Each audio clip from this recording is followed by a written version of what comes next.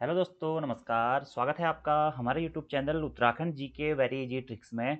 और आज की इस वीडियो में दोस्तों हम बात करने वाले हैं पीवाईक्यू अग्रणी सीरीज जो हमारी चल रही है, इसके साथ ही एक और प्रीवियस ईयर क्वेश्चन पेपर्स के बारे में। और आज की इस वीडियो में हम जो आप लोगों का ईओ का एग्जाम पेपर हुआ था दोस्तों, ईओ और टीआरआई का, उसके पीवाईक्यू के बारे में बात करेंगे और किस प्रकार के प्रश्न आपके आयोगों के द्वारा पूछे जाते रहे हैं। और अगर आपने इससे पहले की वीडियोस को नहीं देखा हुआ है तो पीवाईक्यू सीरीज की हमारी इससे पहले की वीडियोस को आप जरूर देख लीजिएगा। इस सीरीज का नाम अग्रणी सीरीज है, तो अग्रणी सीरीज इसीलिए इसका नाम रखा गया है क्योंकि एग्जाम्स में पीवाईक्यू से बहुत ज्यादा क्वेश्चंस रिपीट होते हैं। ठीक है, तो आगे आने वाले एग्जाम्स में आपके क्वेश्चन रिपीट होने के चांसेस बहुत ज्यादा हैं। और जो प्रश्न पूछे भी जाएंगे तो वो इसी के आसपास से या इन्हीं टॉपिकों के आसपास से प्रश्न पूछे जाते रहे हैं। तो इसीलिए अगर आपकी पीवाईक्यूज पर आपकी कमांड है तो आप आसानी से सभी प्रकार के प्रश्नों को दोस्तों कर सकते हैं। वीडियो पसंद आती है तो वीडियो को लाइक जरूर करें, कमेंट जरूर करें, अपने दोस्तों के साथ में भी वीडियो को जरूर शेयर करें। और दोस्तों, अभी तक आपने हमारी application Uttarakhand GK very easy tricks को डाउनलोड नहीं किया हुआ है तो हमारी application Uttarakhand GK very easy tricks को भी आप लोग जरूर डाउनलोड कर लें। और वहां पर भी दोस्तों आपको पीवाईक्यू के लिए टेस्ट अगर आप देना चाहते हैं, सभी पीवाईक्यूज के जो एग्जाम पेपर हुए हैं 2015 से 2023 तक, वो आपको वहां पर मिल जाते हैं। और अगर आप ऑनलाइन फॉर्मेट में उसका टेस्ट देना चाहते हैं तो वह भी दे सकते हैं। चलिए शुरू करते हैं दोस्तों आज की इस वीडियो को। आज का हमारा पहला प्रश्न है, निम्नलिखित में से किसने 1857 के विद्रोह को राष्ट्रीय विद्रोह कहा था। ठीक है, तो 1857 के विद्रोह को राष्ट्रीय विद्रोह कहा था किसने? बेंजामिन डिजराइली ने। बेंजामिन डिजराइली ने 1857 के विद्रोह को राष्ट्रीय विद्रोह कहा था। ठीक है, 1857 की क्रांति बहुत महत्वपूर्ण टॉपिक है आपके एग्जाम्स के पॉइंट ऑफ व्यू से भी। और बेंजामिन डिजराइली ने 1857 के विद्रोह को राष्ट्रीय विद्रोह कहा था। 1857 की क्रांति के समय पे उत्तराखंड का दोस्तों कमिश्नर कौन था या कुमाऊं कमिश्नर कौन था? तो हेनरी रैमजे थे। यह प्रश्न बहुत बार एग्जाम में पूछा जाता है, कौन थे?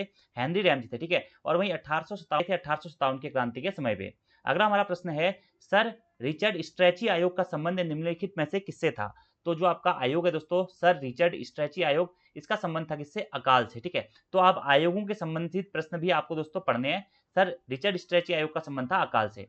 अगला प्रश्न है दोस्तों, महात्मा गांधी जी के तरीकों को राजनीतिक भयादोहन या ब्लैकमेल किसने कहा था?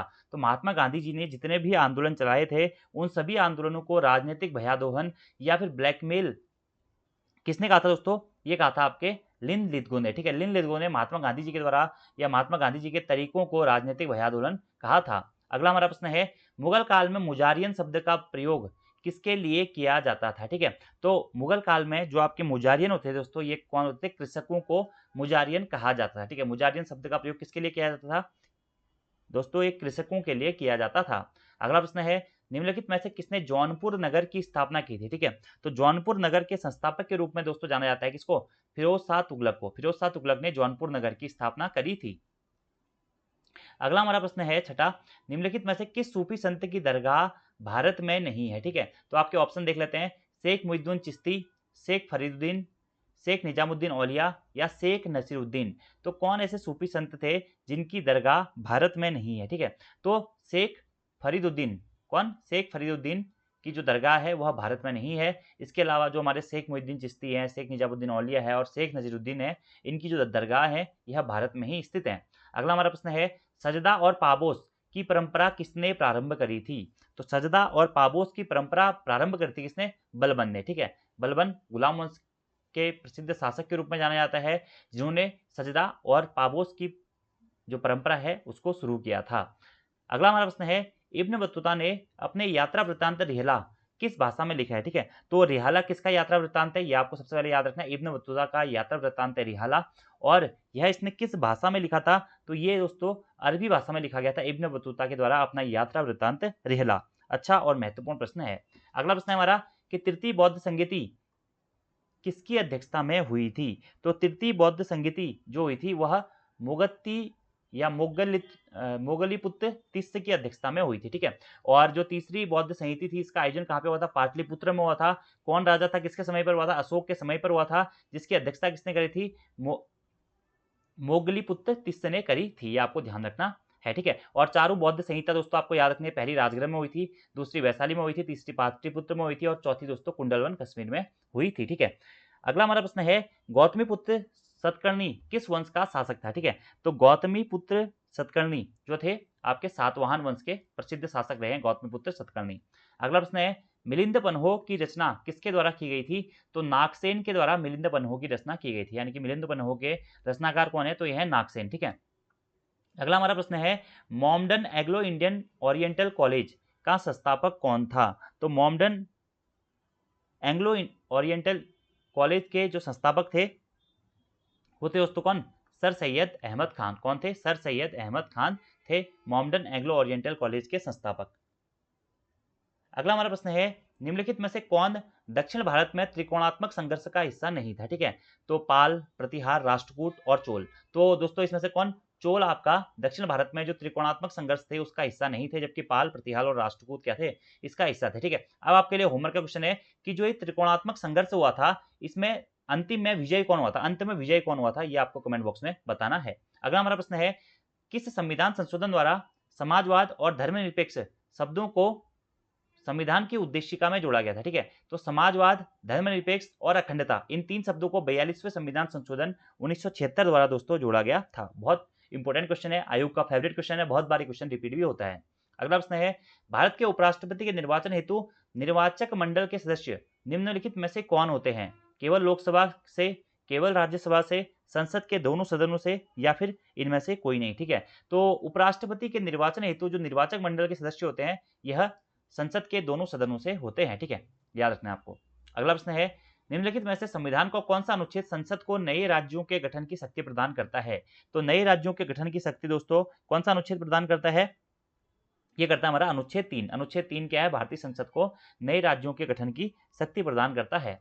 अगला प्रश्न है, निम्नलिखित में से किसे संसदीय विशेषाधिकार प्राप्त नहीं है? ठीक है, तो संसदीय विशेषाधिकार किसे प्राप्त नहीं है? संसद के सदस्य को, भारत के राष्ट्रपति को, भारत के मंत्रिमंडल के मंत्री को, या फिर भारत के महान्यायवादी यानी कि कैग को। ठीक है, तो इजी सा क्वेश्चन है दोस्तों, जो भारत का महान्यायवादी है तो यानी कि कैग है उसको संसदीय विशेषाधिकार प्राप्त नहीं है। ठीक है, नहीं दोस्तों, किसे संसदीय तो भारत का राष्ट्रपति, राष्ट्रपति को क्या है? संसदीय विशेषाधिकार प्राप्त नहीं है, तो राष्ट्रपति इसका सही आंसर होगा। क्या होगा? राष्ट्रपति होगा। ठीक है, कैग को है, संसद के सदस्यों को है, और मंत्रिमंडल के जो सभी मंत्री होते हैं उनको संसदीय विशेषाधिकार प्राप्त होते हैं। अगला हमारा प्रश्न है, लोक लेखा समिति में राज्यसभा के कितने सदस्य होते हैं? ठीक है, तो लोक लेखा समिति में राज्यसभा के कितने? 7 सदस्य होते हैं। ठीक है, कितने सदस्य होते हैं राज्यसभा के लोक लेखा समिति में? 7 सदस्य होते हैं। ठीक है, अगला हमारा प्रश्न है, भारतीय संसद के संयुक्त अधिवेशन की अध्यक्षता निम्न में से किसके द्वारा की जाती है? ठीक है, तो जो संयुक्त अधिवेशन होता है उसका जो आयोजन है दोस्तों, संयुक्त अधिवेशन कितने बताया गया है? आर्टिकल 108 में संयुक्त अधिवेशन के बारे में बताया गया, और संयुक्त अधिवेशन को राष्ट्रपति बुलाता है, लेकिन जो संयुक्त अधिवेशन की अध्यक्षता है वह किसके द्वारा की जाती है? लोकसभा स्पीकर यानी कि लोकसभा के अध्यक्ष के द्वारा की जाती है। अगला हमारा प्रश्न है, निम्नलिखित में से किसे राज्य सूचना आयोग के सदस्यों को नियुक्त करने का अधिकार प्राप्त है? ठीक है, तो राज्य सूचना आयोग के सदस्यों को नियुक्त करने का अधिकार राज्य के राज्यपाल को प्राप्त है। ठीक है, किसको? राज्य के राज्यपाल को। अगला प्रश्न है, निम्नलिखित में से किस अनुच्छेद का संबंध मूल कर्तव्यों से है? ठीक है, तो मूल कर्तव्य दोस्तों क्या है? Article 51A। ठीक है, 51A से संबंधित है क्या? मूल कर्तव्य कहां से लिए गए दोस्तों? रूस के संविधान से क्या लिए गए हैं? मूल कर्तव्य लिए गए हैं, और भारतीय संविधान के भाग 4 क के अंतर्गत हम मूल कर्तव्यों को पढ़ते हैं। ठीक है, सरदार स्वर्ण सिंह समिति की सिफारिश पर इन मूल कर्तव्यों को भारत के संविधान में शामिल किया गया था 42वें संविधान संशोधन 1976 के द्वारा। ठीक है, ये भी आपको ध्यान रखना है। अगला हमारा प्रश्न है, निम्नलिखित में से किसको यात्रियों का राजकुमार कहा जाता है? ठीक है, फाइयान या वेनसांग, यही दो ऑप्शन दोस्तों यहाँ पे आपके कंफ्यूज करते हैं कि यात्रियों का राजकुमार किसको कहा जाता है? तो वेनसांग को क्या कहा जाता है? यात्रियों का राजकुमार कहा जाता है। किसको? वेनसांग को। ठीक है, वेनसांग। अगले प्रश्न की बात करते हैं, राज्य अनुसूचित आयोग द्वारा अपनी वार्षिक रिपोर्ट निम्न में से किसे प्रस्तुत की जाती है? तो राज्य अनुसूचित आयोग कहें, अनुसूचित जनजाति आयोग कहें, अनुसूचित जाति आयोग कहें, अन्य पिछड़ा वर्ग आयोग कहें, इन सभी के द्वारा अपनी जो वार्षिक रिपोर्ट है दोस्तों यह किसको या किसके समक्ष प्रस्तुत की जाती है? तो राष्ट्रपति के समक्ष प्रस्तुत की जाती है। ठीक है, और राष्ट्रपति फिर इसे क्या? संसद के पटल पर रखवाता है।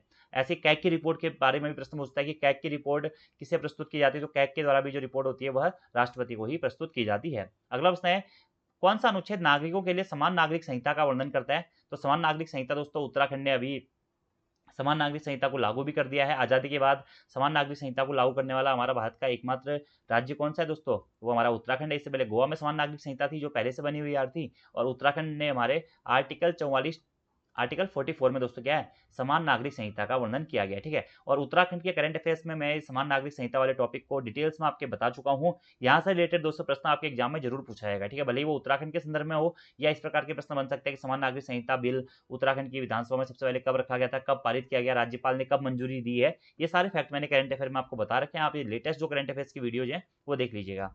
अगला प्रश्न है, निम्नलिखित में से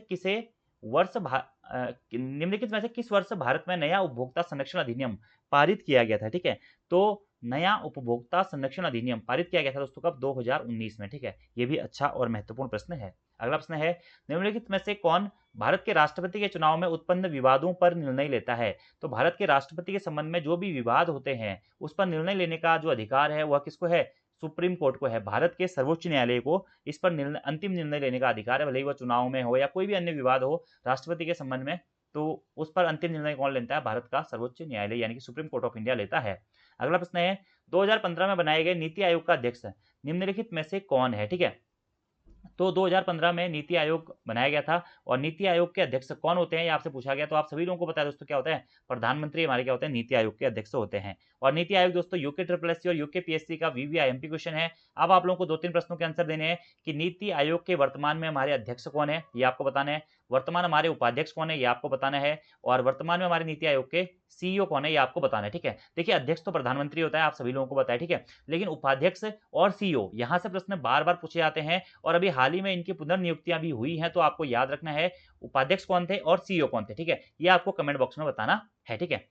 अगला हमारा प्रश्न है, निम्नलिखित में से किस अनुच्छेद के अंतर्गत वार्षिक वित्तीय विवरण जिसे बजट कहा जाता है संसद में प्रस्तुत किया जाता है। तो आर्टिकल 112 में दोस्तों हमारे क्या है, बजट के बारे में है, आपको यहाँ ध्यान रखना है, ठीक है। और आर्टिकल 111 के तहत क्या है, राष्ट्रपति की जो मंजूरी होती है विधेयकों पर उसके बारे में बताया गया है। आर्टिकल 110 धन विधेयक के बारे में है, ठीक है, ये आपको ध्यान रखना है।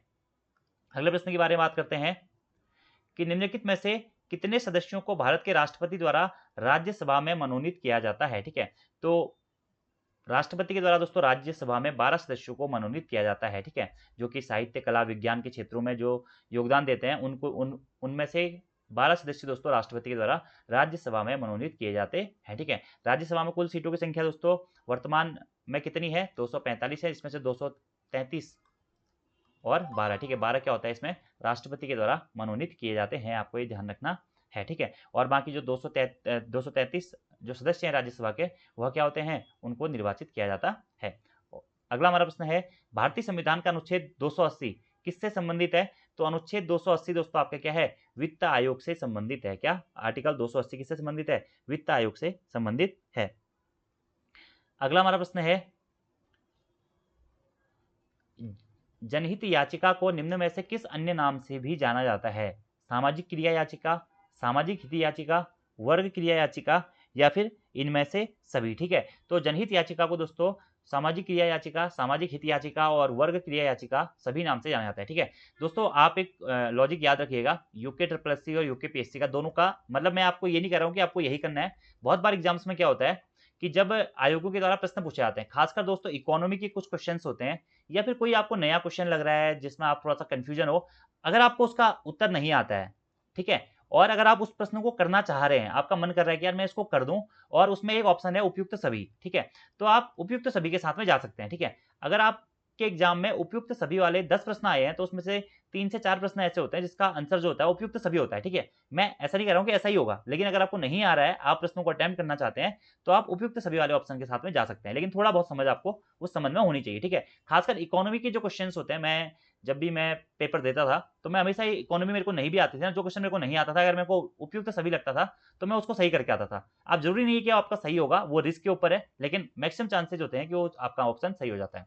अगला प्रश्न है, निम्नलिखित में से किस उम्र समूह के बच्चों के लिए आर्टिकल 21A यह व्यवस्था करता है कि राज्य मुफ्त एवं अनिवार्य शिक्षा प्रदान करेगा, ठीक है। तो उम्र समूह 6 से 14 वर्ष के बच्चों को दोस्तों 86वां संविधान संशोधन 2002, ठीक है, 86वें संविधान संशोधन 2002 के तहत दोस्तों क्या हुआ, शिक्षा का अधिकार को आर्टिकल 21A में शामिल कर दिया गया। इसमें 6 से 14 वर्ष तक के बच्चों के लिए राज्य मुफ्त और अनिवार्य शिक्षा प्रदान करेगा, ठीक है। और पहले ये किसमें था, पहले आर्टिकल 45 में था, ठीक है, और 45 से इसको हटाकर कहाँ कर दिया गया, 21A में स्थानांतरित कर दिया गया। अब 45 में क्या है, 0 से 6 वर्ष तक के बच्चों के लिए बताया गया है, आपको ये ध्यान रखना है।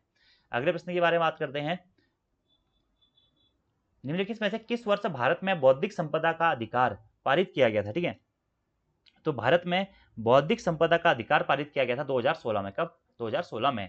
अगला प्रश्न है, भारत में 73वें और 74वें अधिनियम कब लागू किए गए थे? अब मैं कुछ दिनों पहले कमेंट बॉक्स में देख भी रहा था, किसी अभ्यर्थी के द्वारा ये प्रश्न पुटअप भी किया गया था। मैंने बताया था कि 73वां और 74वां संविधान संशोधन 1992, ठीक है। तो नॉर्मली आप किताबों में 1992, 1993 इसके बारे में पढ़ते हैं, ठीक है। अगर इस संविधान संशोधनों के बारे में दोस्तों बात करें तो ये अधिनियम पारित कब किए गए थे? 1992 में किए गए थे, ठीक है। 73वां संविधान संशोधन आपको बताइए पंचायती राज से संबंधित है, और 74वां संविधान संशोधन दोस्तों नगर निकाय प्रणाली से संबंधित है, ठीक है। अब यहाँ पर देखिए प्रश्न क्या पूछा गया है कि ये लागू कब किए गए थे, ठीक है। तो 73वें और 74वें संविधान संशोधनों को दोस्तों लागू किया गया था कब? 1993 में। भले ही ये संशोधन 1992 में हुए थे, लेकिन इनको लागू कब किया गया था? लागू किया गया था 1993 में। ये आपको ध्यान रखना है, ठीक है। और ये 73वां संविधान संशोधन, इसके तहत 11वीं अनुसूची जोड़ी गई थी। 74वें संविधान संशोधन के तहत 12वीं अनुसूची जोड़ी गई थी, ठीक है। 11वीं अनुसूची जो कि आपके पंचायती राज प्रणाली से संबंधित है, आपको ध्यान रखना है। 73वां संविधान संशोधन भी पंचायती राज प्रणाली से संबंधित है, और 74वां संविधान संशोधन दोस्तों आपका नगर निकाय प्रणाली से संबंधित है। अगला प्रश्न है हमारा, राष्ट्रीय ग्रामीण विकास एवं पंचायती राज संस्थान NIRD VPR निम्न में से किस स्थान पर स्थित है? ठीक है, तो राष्ट्रीय ग्रामीण विकास एवं पंचायती राज संस्थान दोस्तों आपका कहाँ पे? हैदराबाद में स्थित है। कहाँ पे? हैदराबाद में। अगला प्रश्न है, भारतीय संविधान के निम्नलिखित में से किस भाग में त्रिस्तरीय पंचायतों की स्थापना के प्रावधान की व्यवस्था की गई है? ठीक है, तो त्रिस्तरीय पंचायतों के प्रावधान की व्यवस्था दोस्तों किस भाग में की गई है? अभी ये पंचायती राज से ही संबंधित यह प्रश्न भी आपका ये की गई है, किसमें? भाग 9।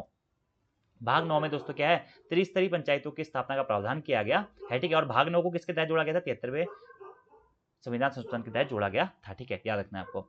और भाग 9 क में क्या है दोस्तों? भाग 9 क में नगर निकाय प्रणाली के बारे में है। अब आपको बताना है कि भाग 9 ख जो है, भाग 9 ख में किसके बारे में बताया गया है, ठीक है, कमेंट बॉक्स में आपको बताना है। अगला प्रश्न है, निम्नलिखित में से किस दिन पंचायती राज दिवस मनाया जाता है? देखिए पंचायती राज तो फेमस टॉपिक है आयोगों का, और प्रश्न यहाँ से बार बार बनते भी हैं।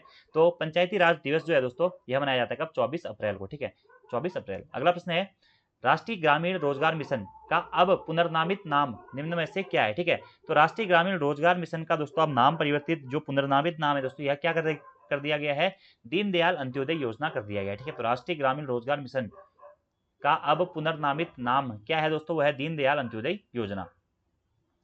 अगला प्रश्न है दोस्तों हमारा कि निर्धनता रेखा को मापने का कैलोरी मापदंड किसके द्वारा प्रस्तुत किया गया? ठीक है, तो निर्धनता मापने के अलग अलग तरीके हैं, जिसमें से एक क्या है दोस्तों? कैलोरी मापदंड भी है, ठीक है।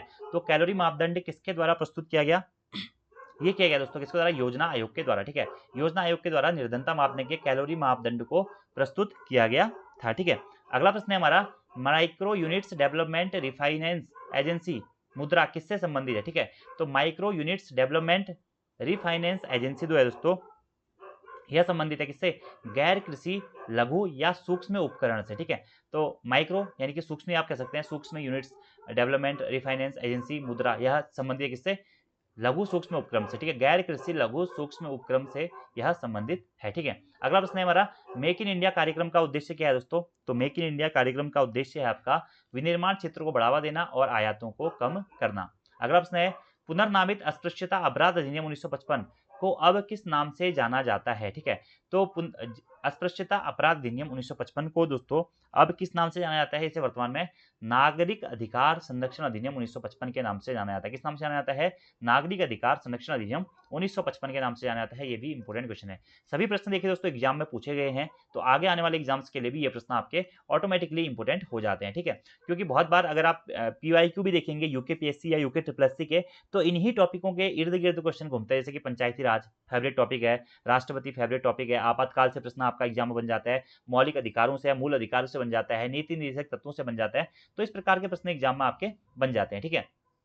अगला प्रश्न है, जीएनपी और जीडीपी के अंतर को क्या कहते हैं? ठीक है, तो जीएनपी और जीडीपी का दोस्तों जो आपका अंतर होता है, इसको कहते हैं क्या? विदेशों से प्राप्त शुद्ध आय, ठीक है। अगर आप लोगों ने इसका फॉर्मूला देखा भी होगा, तो जो आपका जीएनपी होता है, ठीक है, सकल राष्ट्रीय उत्पाद जो होता है, वो होता है दोस्तों क्या? जीडीपी, ठीक है, प्लस विदेशों से प्राप्त शुद्ध आय, ठीक है। क्या होता है? जीडीपी प्लस विदेशों से प्राप्त शुद्ध आय, ठीक है। अब जो विदेशों से प्राप्त शुद्ध आय होती है, यह कैसे निकाला जाता है दोस्तों?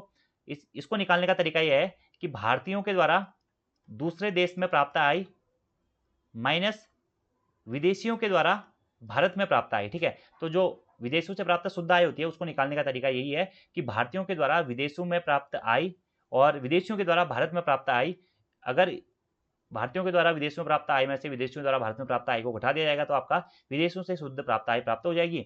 तो यहाँ पे अगर आप इस जीडीपी को इधर ले जाएंगे तो जीएनपी माइनस जीडीपी आपका क्या हो जाएगा, विदेशों से प्राप्त शुद्ध आय। ठीक है, तो ऑप्शन नंबर बी आपका सही हो जाएगा।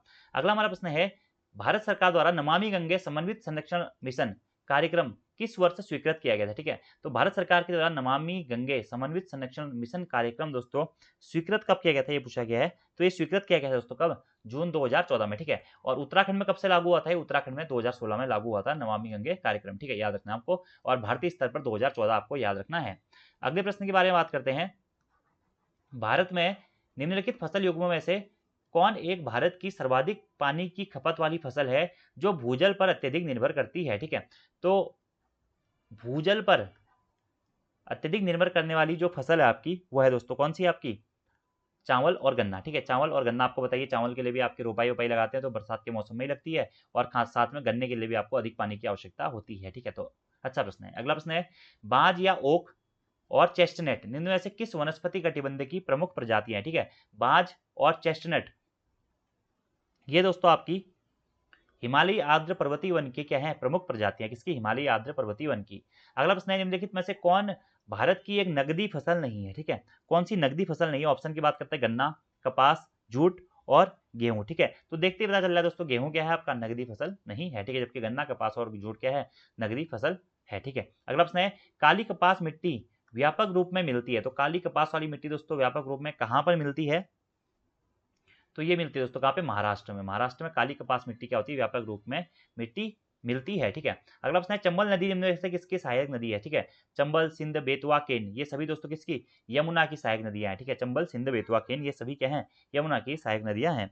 अगले प्रश्न के बारे में बात करते हैं, सिंगरौली कोयले की खान निम्नलिखित में से किस प्रदेश में स्थित है। ठीक है, तो सिंगरौली नामक जो आपकी दोस्तों कोयले की खान है, छत्तीसगढ़, उड़ीसा, झारखंड या मध्य प्रदेश। बहुत बार दोस्तों यहाँ से प्रश्न ये पूछा जाता है कि सिंगरौली क्यों प्रसिद्ध है, कोयले की खान के लिए प्रसिद्ध है, कोयले के उत्पादन के लिए प्रसिद्ध है, और जो ये खान है यह कहाँ स्थित है, तो ये दोस्तों आपका एमपी मध्य प्रदेश में स्थित है। ठीक है, अगला हमारा प्रश्न है, निम्नलिखित में से किसे सह्याद्री हिल्स के नाम से भी जाना जाता है, तो सह्याद्री हिल्स आपको दोस्तों पता ही होगा कि पश्चिमी घाट को सह्याद्री हिल्स के नाम से भी जाना जाता है।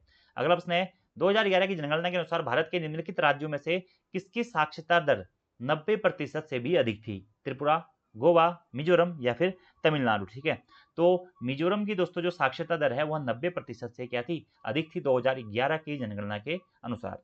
अगला प्रश्न है, निम्नलिखित देशों में से किसकी सर्वाधिक सीमा भारत के साथ साझा होती है, तो भारत के साथ सर्वाधिक सीमा कौन साझा करता है दोस्तों, आप सभी लोगों को पता होगा, बांग्लादेश क्या है भारत के साथ में सर्वाधिक अपनी सीमा साझा करता है। अगला प्रश्न है, वर्ष 1991 में गठित कर सुधार समिति के अध्यक्ष कौन थे, तो वर्ष 1991 में गठित कर सुधार समिति के जो दोस्तों आपके अध्यक्ष थे ये कौन थे, आर जे चलैया थे। कौन थे, आर जे चलैया। ठीक है, अगले प्रश्न के बारे में बात करते हैं, कर्क रेखा निम्नलिखित में से किससे होकर नहीं गुजरती है। ठीक है, झारखंड, छत्तीसगढ़, त्रिपुरा या फिर मणिपुर। ठीक है, तो कर्क रेखा दोस्तों आपका कहां से, मणिपुर से होकर नहीं गुजरती है। अब बात आती है कर्क रेखा कहां कहां से होकर गुजरती है, भारत के 8 राज्यों से होकर दोस्तों कर्क रेखा गुजरती है। बहुत इंपॉर्टेंट क्वेश्चन है, हर दूसरे या तीसरे एग्जाम में यह प्रश्न रिपीट होता है, कर्क रेखा कहां से गुजरती है, कहां से नहीं गुजरती, कर्क रेखा के समीप कौन से देश है, पास में कौन से हैं। तो इस टाइप से ना, मैं देखिए पीवाईक्यू कराने का उद्देश्य क्या है, मैं दोस्तों चाहूं तो आपको इसी प्रश्न पे आधे घंटे का लेक्चर दे दूं कर्क रेखा के ऊपर। ठीक है, और डिटेल में मैंने बहुत बार आप लोगों को बताया हुआ भी है, जैसे हमारी पोस्टमार्टम क्लासेस चलती है, सब चीजों में मैं आपको डिटेल्स में चीजें बताता हूं। ठीक है, यहाँ पर मैं आपको डिटेल्स में इसीलिए नहीं बता रहा हूँ क्योंकि आप लोग इसके ऊपर खुद काम करें। आपको सबसे पहले तो ये पता चले कि आपका पैटर्न क्या है, कैसे प्रश्न पूछे जा रहे हैं। जैसे आपने अभी तक दोस्तों पीवाईक्यू के लगभग लगभग 6 से 7 पार्ट देख लिए हैं, तो 6 से 7 पार्ट से आपका 8वां या 9वां पार्ट जो भी पार्ट है, तो इस पार्ट में आप लोग देख रहे होंगे कि आपका कम से कम 25 से 30 प्रश्न जो होंगे वह रिपीट हो रहे होंगे। और ये पेपर कोई दोस्तों पुराना भी नहीं है, नवंबर 2023 में आप लोगों का ये पेपर हो रखा है, 26 नवंबर 2023 को। ठीक है, तो इसके बाद में 2-3 पेपर आयोग के द्वारा अभी तक कराए जा चुके हैं। तो आप ही देख सकते हैं कि आपके पीवाईक्यू से कितने प्रश्न रिपीट हो रहे हैं, और पीवाईक्यू में जो प्रश्न पहले पूछे गए हैं उसी के इर्द गिर्द, उसी के आसपास से आयोगों के द्वारा प्रश्न बनाए जाते हैं। ठीक है, तो आप लोग थोड़ा सा मेहनत इसके ऊपर खुद से करें। जो पीवाईक्यू आप लोग पढ़ रहे हैं, जब भी आप उस टॉपिक को फिर अपने नोट्स में से पढ़ते हैं या बुक्स में से पढ़ते हैं, तो आपको थोड़ा सा वहां पे ध्यान आएगा कि यार हाँ, इस प्रकार का प्रश्न पूछा गया था, तो मुझे इसके बारे में ध्यानपूर्वक पढ़ना है। ठीक है, जैसे कर्क रेखा के बारे में बार बार क्वेश्चन रिपीट होता है, तो भारत के 8 राज्यों से गुजरती है, गुजरात, राजस्थान, मध्य प्रदेश, छत्तीसगढ़, झारखंड, पश्चिम बंगाल, त्रिपुरा और मिजोरम। ठीक है, तो कौन सा कहां से नहीं गुजरती है, मणिपुर से नहीं गुजरती है। तो ये दोस्तों तरीका है पढ़ने का। ठीक है, अब जैसे ये उत्तर भारत उत्तरी विशाल मैदान को बांगर कहते हैं। भारत में उत्तरी विशाल मैदान को बांगर कहते हैं। बांगर क्या है? चौड़ी दलदली पट्टी है, पुरानी जलोढ़ मृदा से निर्मित है, शिवालिक की तलहटी के सहारे एक संकीर्ण पट्टी है, या नवीन जलोढ़ मृदा से निर्मित एक क्षेत्र है। ठीक है, तो बांगर और खादर ये दो चीजें आप लोगों ने पढ़ी भी होंगी। ठीक है, गंगा के मैदानी क्षेत्रों के जब हम प्रकार पढ़ते हैं तो दो प्रकार के होते हैं ये, बांगर और खादर। ठीक है, अब आप लोगों ने एक वो भी सुना होगा, एक ऐड आता है, बांगर सस्ता ही नहीं सबसे अच्छा वाला। ठीक है, तो जो बांगर आपका जो है यह पुरानी जलोढ़ मृदा या नवीन जलोढ़ मृदा। अब यहाँ पे बांगर और खादर ये दो कॉन्सेप्ट ऐसे हैं जो कि कंफ्यूज करते हैं, और अभ्यर्थी बहुत बार जब सुमेलित करो वाले प्रश्न आते हैं तो वहां पर भी इस प्रकार के कॉन्सेप्ट को गलत करके आता है। ठीक है, तो बांगर जो होता है दोस्तों ये क्या होता है? पुरानी जलोढ़ मृदा से निर्मित क्षेत्र होता है। ठीक है, और खादर जो होता है दोस्तों वो क्या होता है? नवीन जलोढ़ मृदा से निर्मित क्षेत्र होता है। ठीक है, ये आपको याद रखना है। ठीक है, तो बांगर बांगर यानी कि पुरानी जलोढ़ मृदा से निर्मित, और खादर नवीन जलोढ़ मृदा से निर्मित। ठीक है, खादर जो क्षेत्र होता है यह क्या होता है? कृषि हेतु अत्यधिक उपजाऊ होता है। ठीक है, नवीन मिट्टी से बना क्षेत्र होता है। तो देखिए खादर में क्या आ रहा है? खाद आ रहा है। ठीक है, खाद से क्या होता है दोस्तों? जब आप खाद डालते हैं तो आपकी कृषि की उपज बढ़िया होती है।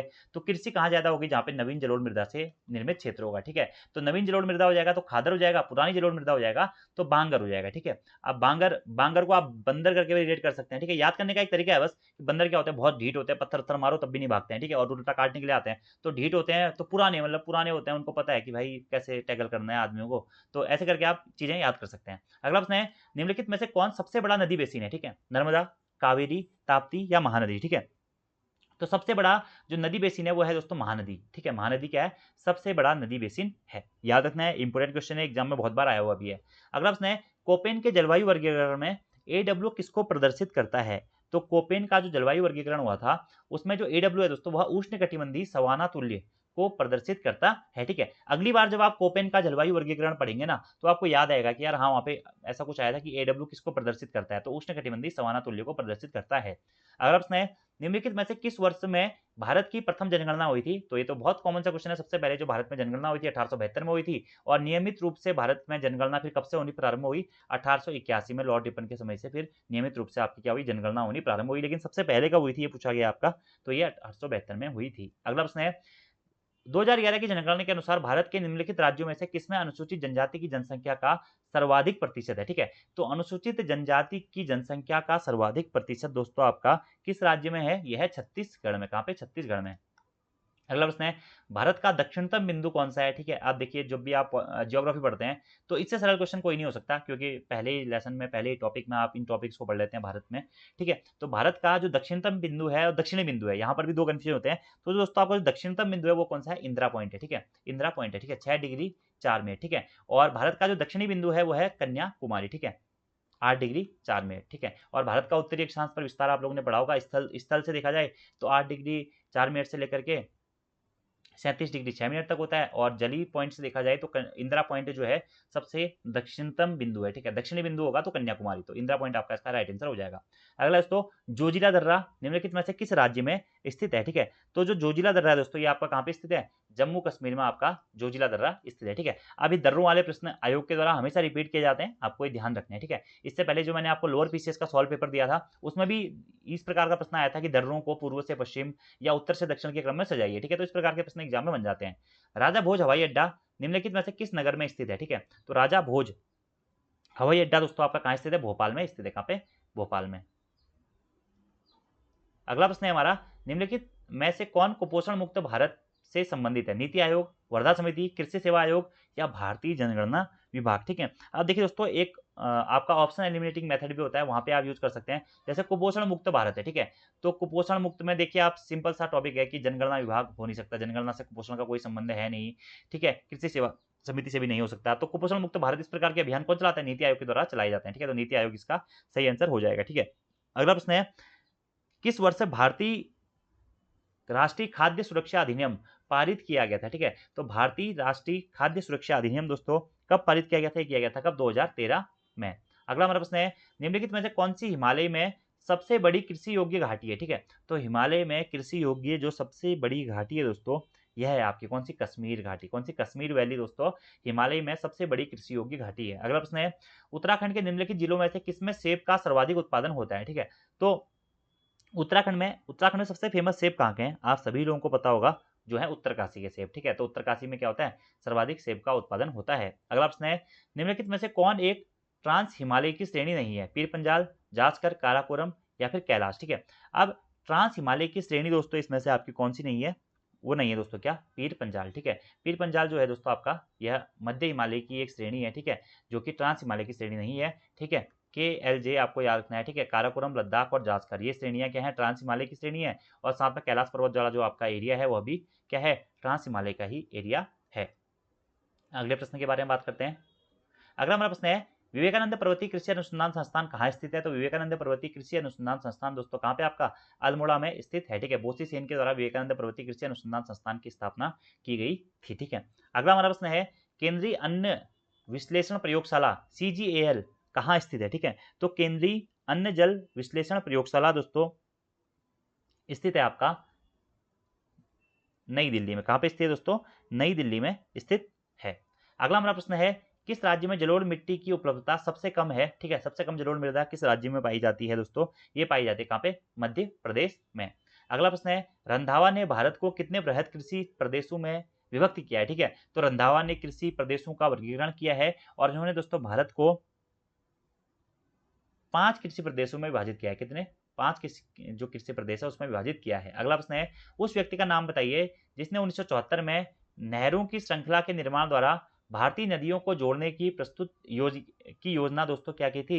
प्रस्तुत की थी। Doctor KL Rao, doctor Dean Shah, Ismail Serageldin, doctor AN Khosla. ठीक है, ये अच्छा और नया प्रश्न भी था और इसका जो दोस्तों आपका राइट आंसर है वो है कैप्टन डीन शाह। ठीक है, कौन है? कैप्टन डीन शाह ने 1974 में नहरों की श्रृंखला के निर्माण द्वारा भारतीय नदियों को जोड़ने की योजना प्रस्तुत की थी। ठीक है, किसने? डीन शाह ने।